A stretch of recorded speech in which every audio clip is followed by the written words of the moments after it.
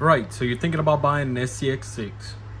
Well, in this video, I'm gonna give you my personal opinion, whether I think it's worth it or not. Stay tuned for the results, guys.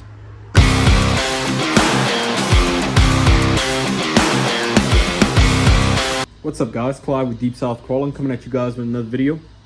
Today, as you can tell by the title, is gonna be you're thinking about buying an SCX6, so you clicked on this video to see what they're all about before you purchase one. So let's get into it. We're gonna start off with the cons, because I just want to get that out of the way, because there are cons just like there are pros with any RC you buy. The first con I had, not everybody's having this, I only met a handful of guys on the forums who had this problem with the factory rims. 3 of my factory rims stripped out, the actual hex on the inside stripped out. So I had to get some aftermarket rims. I still do have one spare, which I did have to use, as you can see, but I still do have one spare that I can use.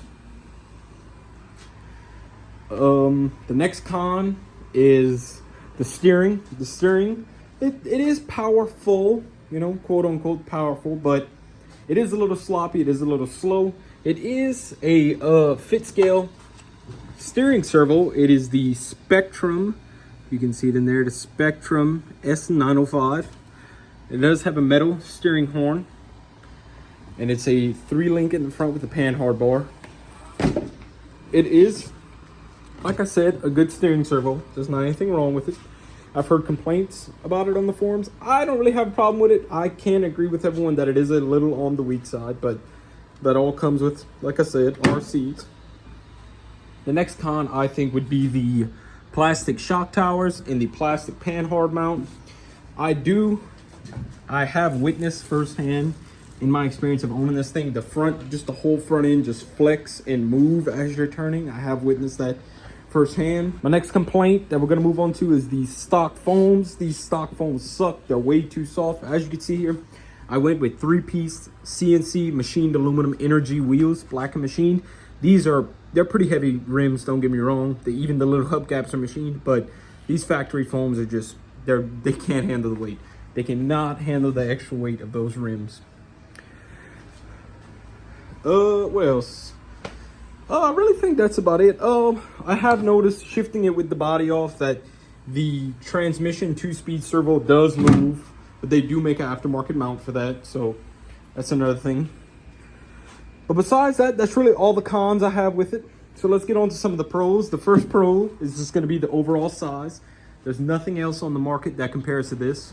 As you can see here, just the look of this thing is just evil. I really like the rims I went with. Everyone has their own personal opinion, but I like it. I like the lights. I like the scale front bumper, the tow recovery hooks, the pods, the color, the livery on the hood, the stickers, the livery. These are real little aluminum panels. I like everything about it. The flex, the suspension on this thing for the weight as an overall flex, and how can I put this? The mobility of the truck is very good to me. This truck, for being basically a 28-pound truck with the rims I have on it, is very, very capable. It is a very capable truck, in my opinion.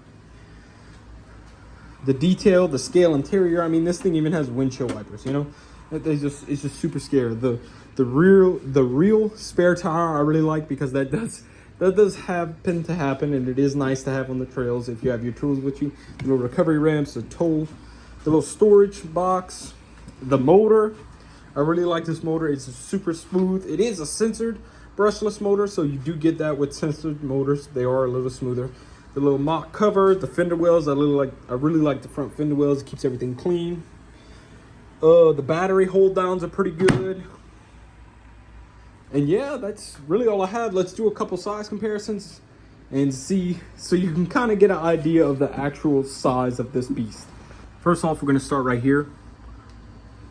The factory rims and tires versus a 1.9 10 scale tire. These are Red Cat Fusion, Ascent Fusion tires on aftermarket beadlocks, and you can see the rims are almost the same size on the SCX6. These are, I think, 7-inch or 7.25-inch tall tires, so they're pretty big for factory tires. They're a good size, and you can see the width here. They're not actually super wide for the height, but they are pretty darn tall.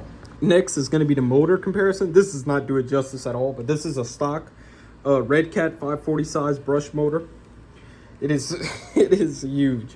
It's like 4 of these motors around and almost 2 of them long. This thing is literally the size of like a mini Pepsi can. This is a big motor. The transmission is huge on this thing. This 2-speed is huge. That's another pro I like about it, the 2-speed. The gears in between it is a good variety. Like, it's a good variation. Between low and high, it is a very good ratio they got going there. The high is way fun enough. You know, you can cut up a little bit, do donuts, spin the tires, run down the trails. And when you want to lock it in low, the low is there, and it is very capable and very torquey in low. This is the battery I run it, and it's a Gens Ace Basher Pro 6800 milliamp hour. As you can see, the battery hold downs are extended all the way out, and it really doesn't fit. I mean, it's somewhat there, but it really doesn't fit. But let's go ahead and get some running footage of it. I'm also going to let y'all know, if y'all do purchase one of these, they have specific batteries that fit, but I tried my Electron Pro Common Sense RC 3-cell 50, I think it's a 5200 milliamp hour 3-cell LiPo, and it fit perfect in those battery hold downs right out the box. Didn't have to extend anything. So let's get some running footage of it, guys. And also, it did come with the Spectrum. Oh, let's see if we can get it. The Spectrum DX3, and it does have a 1-thumb steer, which I really like. This is actually your 2-speed toggle switch here. Well, rocker switch. It doesn't really toggle, but overall, this is a really good remote. And if you do get the Spectrum Smart batteries, it does have a battery level sensor here, but I don't have any. But pretty good remote for me. I like it so far. But let's go ahead and get some running footage of this thing.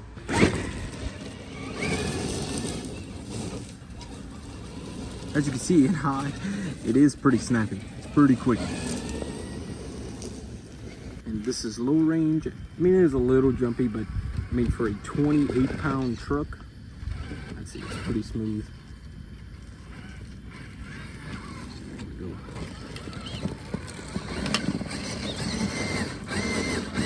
Let's see if we can make some bite. There we go. You can see those factory foams do not like those heavier rims. You know, after not driving this thing for about a week or two, after driving my minis and my 10 scales, you just forget how much of an absolute monster this thing is.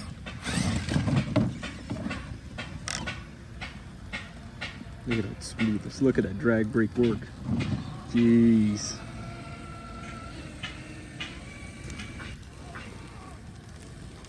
Look at that, man. For a 28-pound truck, you can't tell me that's not smooth.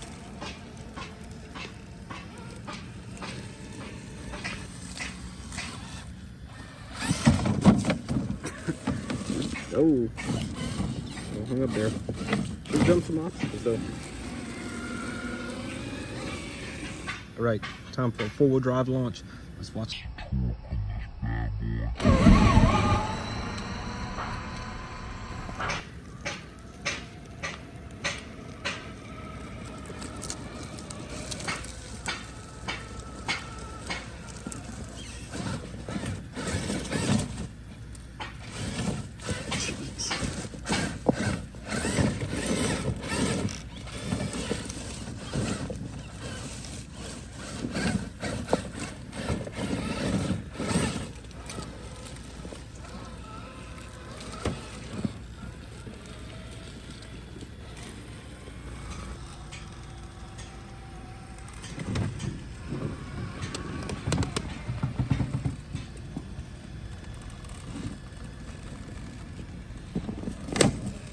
Oh.